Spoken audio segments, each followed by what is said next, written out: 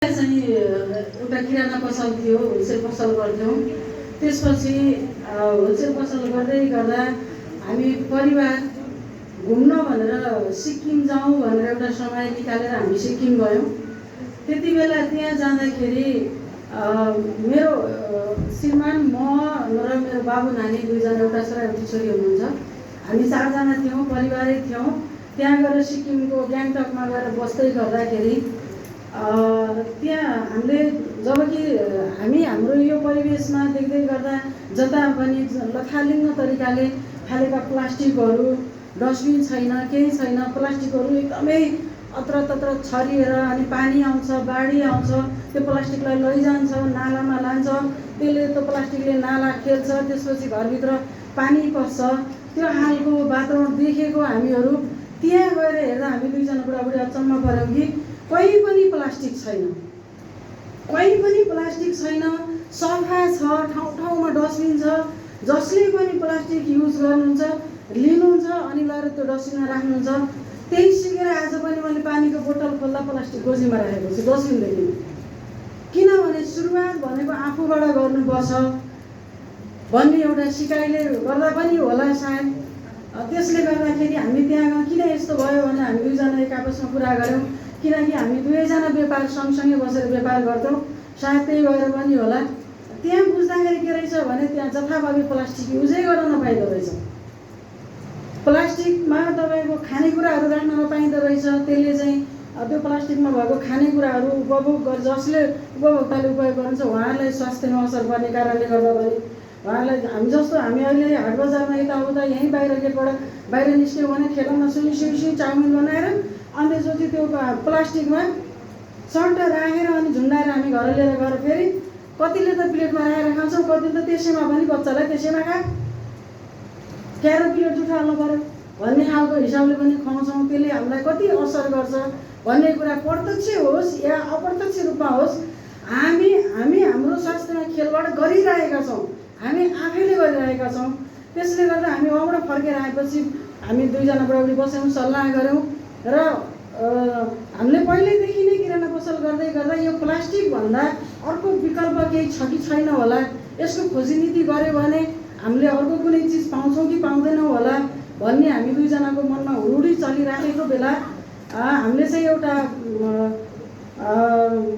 कागजको थुङ्गा भनौँ, त्यसलाई चाहिँ सर्टकट हाम्रो बुझ्ने सरल भाषामा त्यो चाहिँ भेटायौँ हामीले। त्यो मणिग्राममा चाहिँ एकजना दाइले उत्पादन गर्नुहुँदैछ, त्यो लिएर आएर हामीले किराना पसलमा त्यो कागजको थुङ्गालाई प्रयोग गऱ्यौँ। प्रयोग गरेपछि कतिले त एकदम राम्रो काम गर्नुभयो, लगभग 75%ले राम्रो काम गर्नुभयो, प्लास्टिक भनेको युज गर्नु हुँदैन भन्ने कुरा भयो। त्यसपछि हामीले झोला पनि कागज उसको के अरे कपडाको झोलालाई पनि प्रयोग गऱ्यौँ। हाम्रो पसलमा आउने ग्राहकहरूले झोला लिएर आउनुहुन्थ्यो, झोला लिएर आउनु भएन भने 40 रुपियाँमा हाम्रै पसलमा झोला किनेर अनि हामीले प्याक गरिदिएको त कागजको थुङ्गामा सामान प्याक गरिदिन्थ्यौँ। त्यसपछि उहाँले त्यसलाई त्यो झोलामा राखेर घरमा लिएर जानुहुन्थ्यो भने लगभग 25%ले के भन्नुहुन्थ्यो भने यत्रो सम्पत्ति भएर यति कमाएर यति भएर नपुगेर जाँदा लोभी साउसाउनीहरू एउटा प्लास्टिकको झोला राख्न सक्दैनन् भनेर थर्काएर पनि जानुहुन्थ्यो। यो हाम्रो चेतनाको कमी भयो या हामीले गर्न सकेनौँ। त्यसले गर्दा हामीले बिस्तारै यो प्लास्टिकलाई चाहिँ थोरै पछाडि सार्नुपर्छ। हामी चाहिँ आफै सचेत हुनुपर्छ, वातावरण मैत्री हुनुपर्छ। वातावरणमा प्रत्यक्ष अप्रत्यक्ष रूपमा धेरै पोल्युसनहरू भएको छ। अहिले हामीहरू बाहिर यत्तिकै खुलिआम निस्क्यौँ भने घरै फर्किँदा स्किन चिलाएर एलर्जी भएर मेडिकल जानुपर्ने अवस्था आउँछ। यो सबै वातावरणको कारणले हो, हामीहरूको चेतनाको कमीले हो, हामी आफूलाई केयर नगरेर हो भन्ने उद्देश्यले मैले चाहिँ सानो एउटा उद्योग सञ्चालन गरेको छु। जिम्रेबार नवलपरासी बर्दाघाट नगरपालिका वडा नम्बर 7 जिम्रेबार अवस्थित छ।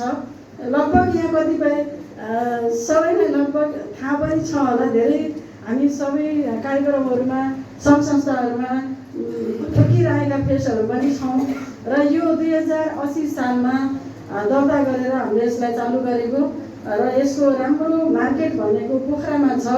पोखराको मणिपाल हस्पिटल, त्यसपछि metro city hospital, home hospital, Fewa city hospital, Charak hospital, home hospital उहाँहरूले नै यसलाई हाम्रो प्रयोग गर्नुभएको छ र लगभग 75% हाम्रो पोखरामा मार्केट छ।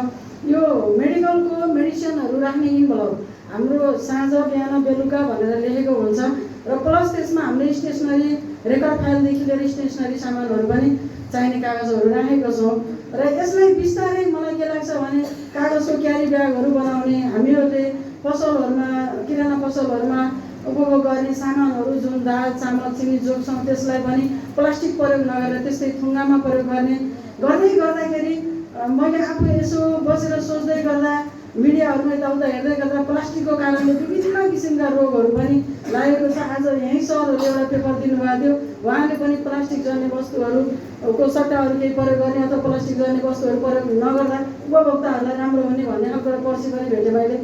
त्यसले गर्दा विशेष वातावरण मैत्री उद्योग हो, त्यसले गर्दा यसलाई चाहिँ बिस्तारै प्लास्टिकहरू गरेर यसलाई अगाडि बढाउनु पाएदेखि अझै राम्रो हुन्थ्यो कि भने यसरी सानातिना उद्योगहरू सञ्चालन गर्नुभएको उद्योगीहरू अनि हरेक कुरालाई स्वास्थ्यदेखि वातावरणदेखि सबै कुरालाई महत्त्व सोचेर सञ्चालन गर्नुभएको उद्योगीदेखि सबैलाई नेपाल सरकार लगायत हाम्रो घरेलु तथा साना उद्योग कार्यालयले चाहिँ सम्मानित गर्दाखेरि अझै उहाँहरूलाई उत्साह बढेर आउँछ होला, अझै उहाँहरूको इनर्जी आउँछ होला भन्ने मेरो विचार सोच्दै छ।